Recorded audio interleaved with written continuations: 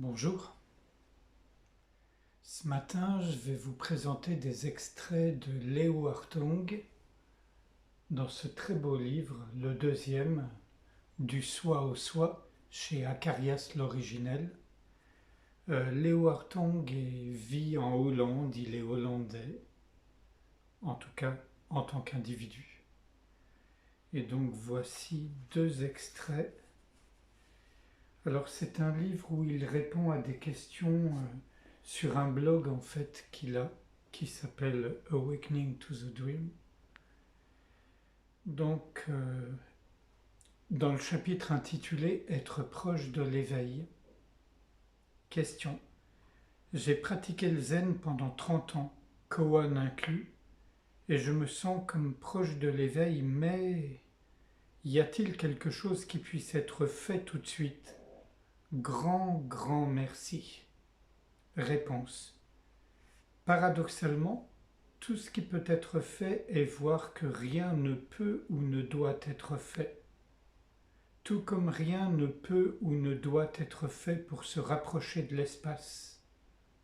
Le je, qui sent qu'il est proche de l'éveil, n'est qu'un objet dans la conscience que vous êtes. Ce je n'a pas d'existence indépendante et, lorsqu'il y a ressentir, voir, comprendre, il peut être vu alors, par personne, qu'il n'est pas de je faisant cela. Voici le plus grand koan de tous. Qui ou quoi voit, connaît le je, qui pense qu'il opère vision et connaissance. Qu'est-ce qui demeure quand cesse toute pensée? Quelle réponse peut être donnée sans retourner aux pensées et aux concepts? Cherchez le centre silencieux où il ne reste personne pour faire cette recherche. Trouvez l'éveil là où il n'est plus personne pour trouver quoi que ce soit. Lâchez tout, y compris celui qui devrait lâcher tout, ainsi que celui qui veut faire quelque chose pour provoquer un éveil. Comme l'a dit Bouddha, il y a agissement, mais sans pour autant entraîner l'existence d'un agissant individuel, autonome et séparé. Lorsque la notion de l'existence d'un je doté d'une volition propre et d'un pouvoir autonome de faire est percée à jour et se révèle comme une autre parcelle du contenu de la conscience que vous êtes, la voie sans voie prend fin ici même, là où vous avez toujours été. Et s'ensuit un passage de Nisargadatta Maharaj dans Ayamzat qui a été traduit par Je suis. Dire je fais est complètement faux, car il n'est personne qui fasse, tout arrive de soi-même, y compris l'idée d'être un agissant.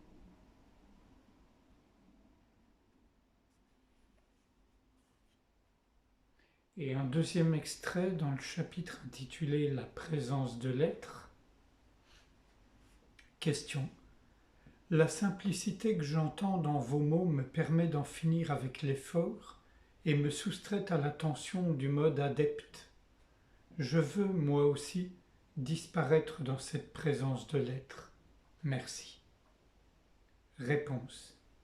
Quel merveilleux paradoxe. Il indique si clairement le cœur du propos, le souhait de la fin de la séparation.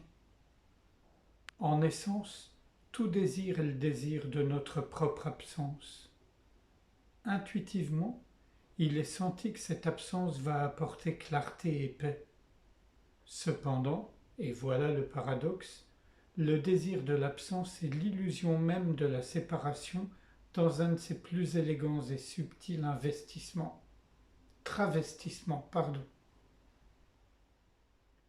Un de ses plus élégants et subtils travestissements. Ce je, ou ego, qui souhaite se fondre et disparaître est illusoire, et par conséquent n'est pas un véritable obstacle à la compréhension, un peu comme un nuage n'est pas un véritable obstacle à l'existence du soleil. Qui plus est, en approfondissant, nous nous apercevons que le nuage est généré par la propre chaleur du soleil. De la même façon, le je qui veut disparaître dans la présence de l'être est lui-même une activité de cette présence. Cette présence est tout ce qui est. Il n'est donc rien qui puisse s'en tenir séparé pour y disparaître. Il peut sembler en être ainsi, tout comme le nuage semble effacer le soleil et que des vagues indépendantes semblent apparaître et disparaître à la surface de l'océan. Ces vagues ne sont en fait rien d'autre qu'une activité de l'océan. Vagues et océans ne sont qu'une seule et même étendue d'eau. De même, l'un et le multiple sont l'expression d'une lumière singulière ou de la saveur unique, comme le disent les bouddhistes tibétains. L'esprit traduit cette lumière singulière en concepts dualistes tels que je et la présence d'être, le permanent et l'impermanent, la conscience et son contenu. Ici, le concept de conscience représente le contenant éternel, tel l'espace, et tout ce qui apparaît, pensées et sentiments compris, est son contenu. Tout ce qui apparaît est son contenu. En ceci, le je est un des objets qui vient et qui va. Vous, en tant que conscience, voyez à la fois le je et son désir de disparaître dans la présence d'être. Vous, en tant que cette lumière singulière, êtes cette présence d'être, et rien ne peut ou ne doit être fait pour qu'il en soit ainsi. En d'autres termes, vous, en tant que personne séparée, n'êtes jamais vraiment apparu. Il n'est donc pas besoin de ni personne pour attendre sa disparition. Toutes les apparences ne sont, encore une fois, rien d'autre que cette présence d'être, s'apparaissant à elle-même en tant que l'illusion d'un quelqu'un, de séparé, languissant après une réunification. Demeurez en tant que voir, en tant que contenant un, et sachez que tout ce qui est ceci. Vous êtes ceci. Et une petite citation d'un maître zen du XVIIIe siècle, Hakuin Zenji, en japonais Hakuin Ekaku. Depuis le tout début, tous les êtres sont le Bouddha. C'est comme l'eau et la glace. Sans eau, il ne peut exister de glace. Or, les êtres sensibles, où chercher le Bouddha?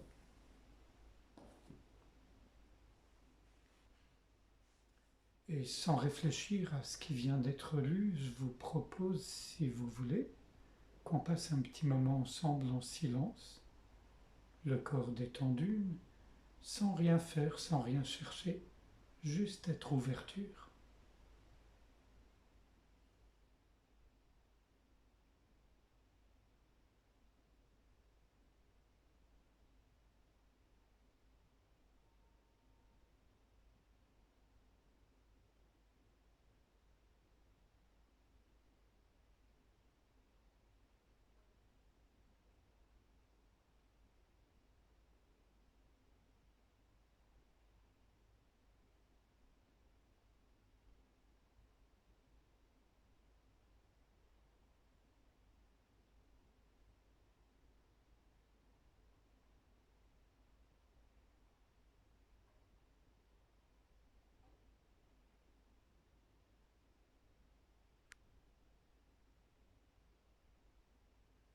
Je vous remercie, à bientôt.